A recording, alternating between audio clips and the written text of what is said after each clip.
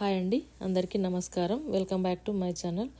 ఈరోజు మన రెసిపీ వచ్చేసి మెంతి కూర చెక్కలు, మెంతి ఆకుతో చెక్కలు అండి. ఇవి చాలా క్రిస్పీగా, చాలా టేస్టీగా, ఇవి 1 వీక్ వరకు నిలువ ఉంటాయండి. దీనికి కావాల్సింది మెంతి ఒక మీడియం సైజు కట్ట, అంటే 1/2 కప్పు వరకు మెంతి, 2 కప్పుల గోధుమ పిండి. ఈ 2 కప్పుల గోధుమ పిండిలో 1 స్పూన్ వాము, 1 స్పూన్ మిరియాల పొడి, 1 చిటికెడు ఇంగువ వేసుకొని టేస్ట్కి సరిపోయేంత సాల్ట్ వేసుకోవాలి. 1 స్పూన్ సాల్ట్ వేసుకున్న, 2 స్పూన్ల నెయ్యి వేడి చేసుకొని వేసుకోవాలి. ఇందులో పొడి పిండిలోనే నెయ్యి వేడి చేసుకొని 1 స్పూన్ తోటి అంత బాగా కలుపుకోవాలి. కలుపుకున్న తర్వాత మనం చేతితో కూడా కలపాలి, అంత నెయ్యి అంతా పిండిలో కలిసే వరకు కలిపేసుకొని, మరి ఇట్లా చేస్తే ముద్దలాగా రావాల్సిన పని లేదు, ఇట్లా తడి పొడిగా ఉంటే సరిపోతుంది. ఇప్పుడు ఈ పిండిలో మెంతి ఆకు వేసుకోవాలి. మెంతి చిన్నగా కట్ చేసుకోవాలి. ఈ మెంతి ఈ సీజన్లో చాలా బాగుంటుందండి, టేస్ట్ కూడా బాగుంటుంది. ఇది ఈ సీజన్లో వింటర్లో మెంతి తింటే కూడా చాలా మంచిది హెల్త్కి. ఇప్పుడు మనం ఈ పిండిని చపాతీ పిండిలాగా కలుపుకోవాలి. కొంచెం కొంచెం వాటర్ వేసుకుంటూ చూసుకొని కలుపుకోవాలి. ఈ చపాతీ పిండి కంటే కొంచెం గట్టిగా ఉన్న పర్వాలేదు, కానీ లూజ్ ఉండద్దు. లూజ్ ఉంటే అంత బాగా రావు చెక్కలు.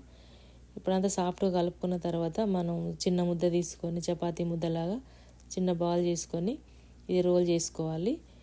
ఇట్లా తాల్చుకోవాలి. మరీ మందంగా కాకుండా, పూర్తిగా పలచగా కాకుండా, కొంచెం మీడియం సైజులో ఇట్లుంటే సరిపోతుంది. ఇట్లా తాల్చుకున్న తర్వాత మనం ఒక అంచులు షార్ప్గా బౌల్ తీసుకొని ఇలా కట్ చేసుకోవాలన్నీ. కట్ చేసుకొని ఒక 5-10 నిమిషాలు అట్లా వదిలేయాలి గాలికి. కొంచెం పైన డ్రై అయినట్టయితే అప్పుడు మనం క్లాత్ పైన కూడా వేసుకోవచ్చు. ఇట్లా ప్లేట్లో కంటే క్లాత్ పైన కూడా వేసుకోవచ్చు. కొంచెం డ్రై కాగానే స్టవ్ పైన ఆయిల్ పెట్టుకొని, ఆయిల్ వేడైన తర్వాత డీప్ ఫ్రైకి సరిపోయేంత ఆయిల్ పెట్టుకోవాలి. ఆయిల్కి సరిపోయన్నీ ఇవి వేసుకోవాలి బిళ్ళలు. 1-2 వేసి కాలిస్తే, ఫ్రై చేస్తే సాఫ్ట్గా అయిపోతుంది, పూరిలాగా పొంగి. ఇది నూనెకి సరిపోయన్నీ వేసుకోవాలి. ఇట్లా నిండుగా వేసుకుంటేనే క్రిస్పీగా గట్టి పడతాయి గారెలు, లేదంటే మెత్తగా సాఫ్ట్గా ఉంటాయి. మనం వేసుకున్నప్పుడు హైలో ఉన్నా కానీ మధ్యలో మీడియం పెట్టుకోవాలి. ఫ్లేమ్ని మీడియం పెట్టుకొని లోపల వరకు వేగేటట్టు అటు ఇటు తిప్పుకుంటూ ఇలా ఫ్రై చేసుకోవాలి.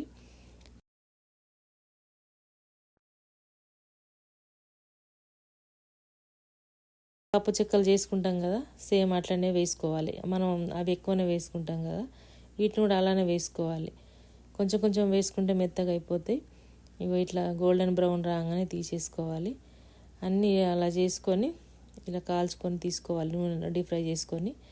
చూడండి ఎంత క్రిస్పీగా ఉన్నాయి. పిల్లలు కూడా చాలా ఇష్టంగా తింటారండి. ఇవి 1 వీక్ వరకు నిల్వ ఉంటాయి ఎయిటెడ్ డబ్బాలో పెట్టుకుంటే. ఈ పిల్లలకి బ్రేక్ బాక్స్లో కూడా చాలా బాగుంటాయి, తింటారు.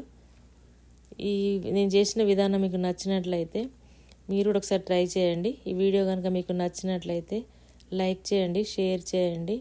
Thank you for watching.